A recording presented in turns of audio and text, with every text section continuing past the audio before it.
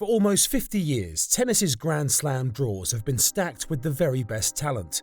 In 2022, however, authorities stepped in to deny entry to some of the world's top players.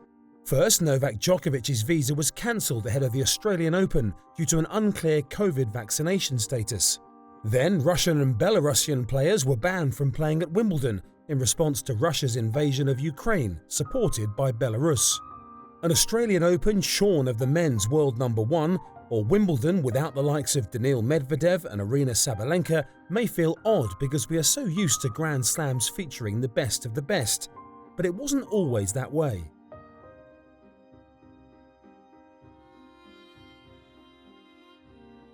Between 1926 and 1968, many of the world's top players were banned from the slams because they had started competing on pro tours to make a living. The four majors only permitted amateurs to take part. Wimbledon was the first to crack, and their decision to allow the pros in created the Open era. But that was far from the end of the wrangling. Two rival world tours were created, and various power struggles with the governing International Lawn Tennis Federation meant a number of top players boycotted some Grand Slams, including the 1968 and 1970 French Opens, the 1970 Australian Open, and the 1971 US Open. Relations worsened to the point where the ILTF banned contracted professional players from the French Open and Wimbledon in 1972. This emphasized the chasm between tennis's administrators, who wanted to retain control of the game, and the players and promoters, who sought expanded freedoms. In September 1972, the players formed a union, the Association of Tennis Professionals, or ATP. It didn't run the men's game as it does now. It was set up to protect its members' interests, and it didn't take long to wade into its first major controversy. On May 20, 1973, New Zealand beat Yugoslavia in a Davis Cup match in Zagreb, and the hosts knew who to pin their defeat on. Nikola Pilic, who opted to play a professional doubles event in Montreal instead of representing his country, was made the fall guy. The Yugoslavian Tennis Federation banned him for the rest of the year. The ATP saw its chance to flex its all-for-one, one-for-all muscles. It first threatened to withdraw all of its 70 members from the upcoming French Open. This was averted when Pilic appealed to the ILTF, delaying the start of his ban. Ironically, he went on to reach the final of the men's singles at Roland Garros. The day before the match, he was sent a telegram informing him that Wimbledon would honour the Yugoslavian Federation's decision. Although the appeal reduced the length of the ban, it still covered Wimbledon.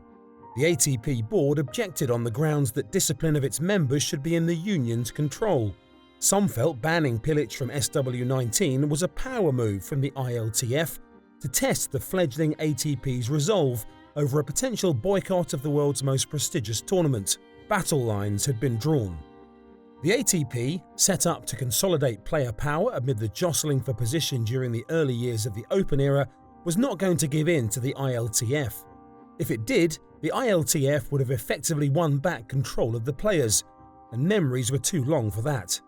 Plus, if the ATP showed that not even Wimbledon was sacred, the authorities would be in no doubt of the union's power and unity. Talks were held at various London hotels to thrash out a compromise. The ATP lost a court case that would have forced the All England club to accept Pilic's entry.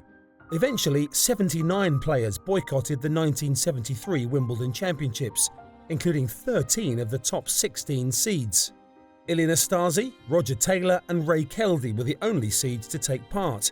Defending champs Stan Smith, Arthur Ashe, Ken Rosewall, Roy Emerson, John Newcombe and Cliff Drysdale were among those who pulled out. Organisers frantically filled out the draw with amateurs and players from the American college circuit. It did not deter fans, who still flocked to see the young rebel Jimmy Connors, who had refused to join the ATP, and a Swedish teenager named Bjorn Borg, making his Wimbledon debut but seeded 6th following the mass withdrawal. At the end of the fortnight, Jan Kodeš, a Czech clay courter and two-time French Open winner, took the title.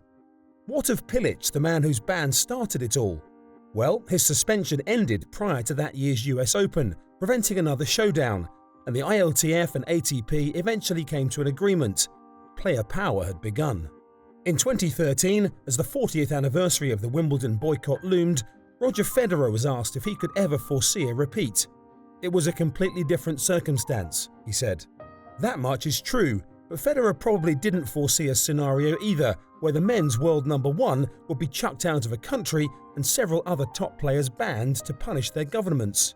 Both decisions provoked strong criticisms from some quarters in the game, and the All England Club's suspension of players from Russia and Belarus has led to the ATP stripping Wimbledon of its status as a ranking event. But for all the player power secured by the ATP in the 1970s, there was no talk of a boycott similar to that when Pilic was banned. Why not? Well, it might simply be down to the respective backdrops. In 1973, the ATP may have been genuinely affronted by Pilic's suspension, but it's more likely that a fledgling organisation saw a chance to lay a marker down. In 2022, with the ATP now the governing body, there is less of a need for that. Their only response spoke volumes. Wimbledon was stripped of its ranking event status, but not the UK-based warm-up events. Why? Because, the ATP said, players had alternative events in those weeks to earn points. There seems to be no hunger for a fight, although one union has been created, Djokovic and Vasek Pospisil's PTPA. It has yet to attract the same widespread support the ATP achieved in its early days. Has player power been subtly eroded over time? Are the pros now so content with their lot that they aren't willing to risk putting their heads, even collectively, over the parapet? Or could it be that the leading players, with their own large support teams and commercial concerns, are so much like individual cottage industries that the need for collective bargaining just isn't there?